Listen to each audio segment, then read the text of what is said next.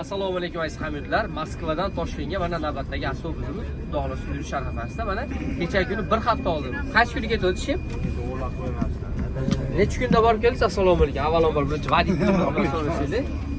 3 kunda olib bordingizmi? 3 kunda bordik. 3 kunda yetkazib olib bordi. Dokumentida muammosi borlar. 2,5 sutkada qaytib keldik. 2,5 sutkada qaytib keldi. Faqat yo'lda qo'shimcha rasxod, dokumentida yo'qlar rasxod qildi xolos, to'g'rimi?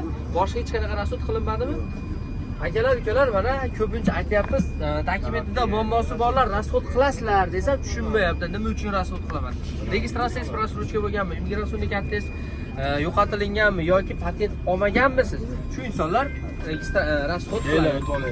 Agarda Zolotoy Koronadan yangi qarz olgan bo'lsanglar, Zolotoy Koronadan yangi qarz olgan bo'lsa, hech qanaqa rasxod qilmaysizlar. Lekin eski qarzdorlar bo'lsa, sudimli pristuplar bo'ladigan bo'lsa, Rossiya hududidan yopilgan bo'lsa chiqa olmaysizlar.